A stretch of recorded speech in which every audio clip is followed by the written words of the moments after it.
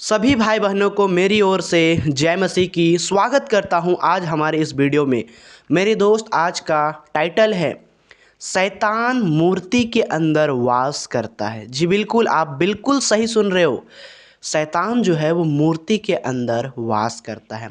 बहुत सारे ऐसे भाई बहन होंगे जो मूर्ति पूजा करते हैं। यदि आपको हमारे वीडियो से ठेस पहुंचती है तो मैं आपसे निवेदन करना चाहूँगा, आप हमारे वीडियोज़ को ना देखें।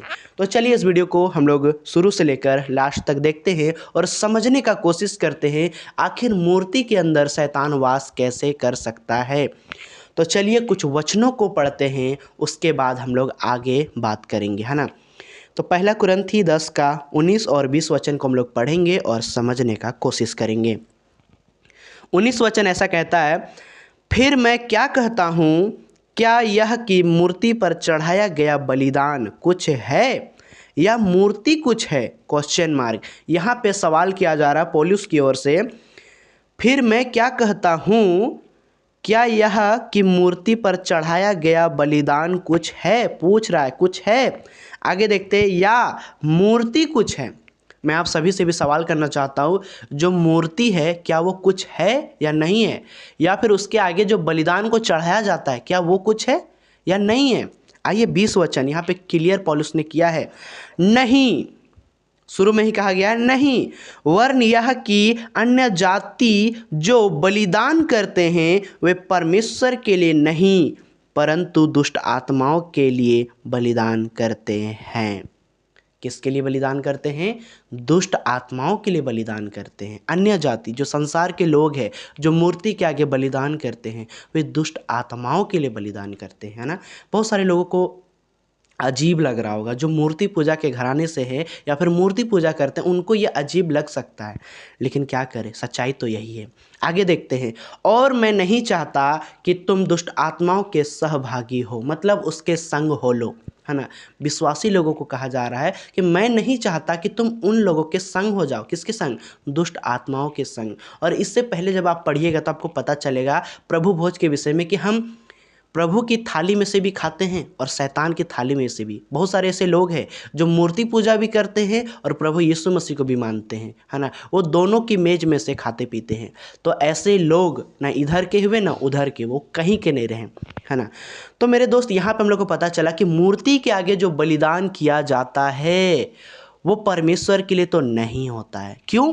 क्योंकि परमेश्वर मूर्ति पूजा से घृणा करता है, बहुत घृणा करता है। परमेश्वर को मूर्ति पूजा पसंद नहीं, क्योंकि मूर्ति एक मिट्टी के, एक पत्थर के, एक लकड़ी के होते हैं और उसके अंदर कोई जान, कोई प्राण नहीं होता है। वो एक मुर्दा के समान है ना। वो निर्जीव वस्तु है, उसको हम क्यों पूजें? और मेरे दोस्त, मैं आपको बताना चाहता हूँ, संसार के जितने भाई और बहन मूर्ति के आगे माथा टेकते हैं ना, उनको प्रणाम करते, दंडवत करते, क्यों करते? मैं आपको बताना चाहता हूँ, 90% लोग सिर्फ अपने लाभ के लिए मूर्ति के आगे झुकते हैं। मैं रियल बताऊं मेरे दोस्त, यदि विश्वासी भाई बहन कभी ऐसा मौका मिले कि वो रोमन कैथोलिक कलीसिया चली जाए, है ना, क्योंकि वहाँ पे माँ मरियम का और यीशु मसीह का मूर्ति होता है, यदि वो वहाँ पे माथा टेक कर, उनके आगे झुक कर यदि वो कुछ मांग ले, यदि वो कुछ मांग ले कि मेरी बेटी का शादी हो जाए, मेरा घर बन जाए, मेरा नौकरी मिल जाए, अगर ये पूरा हो गया तो मैं सच कहता हूँ वो विश्वासी छोड़कर रोमन कैथोलिक पर विश्वास करेगा। क्यों? क्योंकि उसको लाभ हो रहा है, लेकिन उसको अनंत जीवन से कोई मतलब नहीं है। सिर्फ उसको लाभ देखना है, आशीष देखना, बरकत देखना है। कहाँ से आ रहा है उसको कोई मतलब नहीं है, सिर्फ आशीष देखना है ना। उसके जीवन में उन्नति को देखना है। आइए मेरे भाई और बहनों, मैं बताना चाहता हूँ कि शैतान के आगे झुकने से, यानी मूर्ति के आगे झुकने से आपको लाभ क्यों होता है। जैसे मेरे भाई और बहन, संसार में बहुत सारे मूर्ति पूजा लोग हैं, आखिरकार वो भी तो मंदिर, मस्जिद और तरह तरह के जगह जहाँ जा रहे हैं, जहाँ मूर्ति पाई जाती है ना, तो वहाँ पे जब लोग झुक रहे हैं तो उनको आशीष क्यों मिलती है? क्योंकि लोगों का विश्वास है भाई, वहाँ पे आस्था है उनका कि हमें, जब हम उनके आगे झुकते हैं, प्रणाम करते हैं, तो हमें बरकत मिलती है। तो मैं बताना चाहता हूँ क्यों बरकत मिलती है। मत्ती रचित सुसमाचार को हम लोग पढ़ेंगे। मत्ती रचित सुसमाचार 4 का 8 और 9 वचन। यहाँ पे ऐसा लिखा है, फिर इब्लीस यानी शैतान उसे एक बहुत ऊंचे पहाड़ पर ले गया। किसे ले गया? यीशु मसीह। और वचन में आगे देखते हैं, और सारे जगत के राज्य और उसका वैभव दिखाकर, 9 वचन, उससे कहा, यदि तू गिरकर मुझे प्रणाम करे तो मैं यह सब कुछ तुझे दे दूंगा। आमीन। यहाँ पे शैतान ने यीशु मसीह को क्या कहा? सबसे पहले तो शैतान ने यीशु मसीह को ऊंचे पहाड़ पर ले गया, उसके बाद वहाँ का राज और वैभव को दिखाया, है ना। तरह तरह का सुंदर चीज़ों को दिखाया। देखो, गाड़ी बंगला, घर द्वार, सोना चांदी, रुपया पैसा दौलत, हर कुछ मेरे को सौंपा गया है ना। और यीशु मसीह को कहता है, यदि तू मुझे गिरकर प्रणाम करे, झुककर प्रणाम करे, तो मैं ये सब तुझको दे दूंगा, क्योंकि ये सब मुझे सौंपा गया है।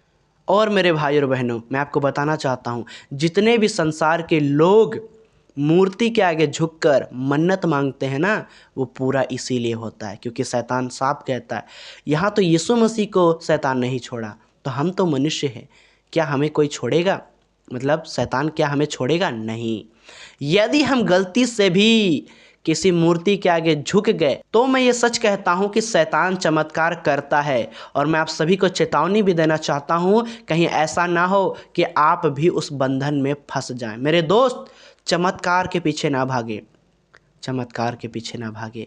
चमत्कार यीशु मसीह आपके जीवन में यूं ही कर सकता है, लेकिन आपके जीवन में वो धीरज को देखता है ना। वो कितना विश्वास करता है, इस चीज़ों को देखता है। चमत्कार तो वो यूं ही कर देगा, लेकिन मेरे भाई और बहनों, ऐसा ना हो कि आपको लगे, अरे मैं तो विश्वासी बनकर फंस गया, अरे मैं तो विश्वासी बनकर मेरा हाल जो है वो बहुत बुरा हो गया, मुझे आशीष नहीं मिल रहा है, नौकरी नहीं मिल रहा है ना।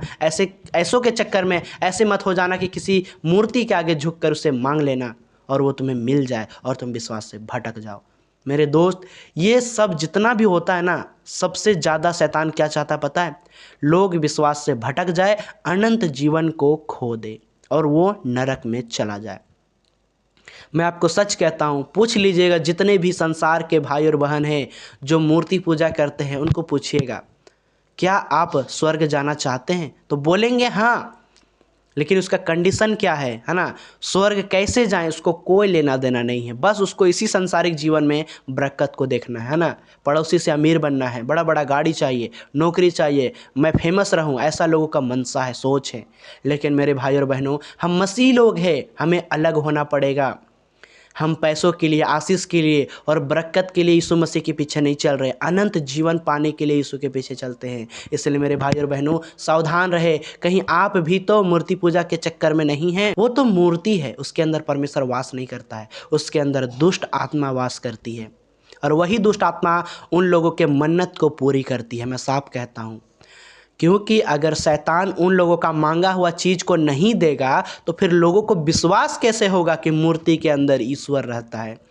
वो झूठे तरीके से लोगों को भरमाया है और लोगों को परमेश्वर से दूर कर रहा है। इसलिए मेरे भाई और बहनों, पौलुस साफ कहता है, मूर्ति पूजा व्यर्थ है, क्योंकि परमेश्वर मूर्ति पूजा से घृणा करता है। उम्मीद करता हूं मेरे भाई और बहनों, आज की इस वीडियो से आपने बहुत कुछ सीखा है, समझा है। जो कुछ भी सीखा हो, कमेंट बॉक्स खुला है, आप कमेंट कर सकते हो। चलिए, आप सभी को फिर से एक बार जय मसीह की। प्रभु आप सभी को बहुत बहुत आशीष दे।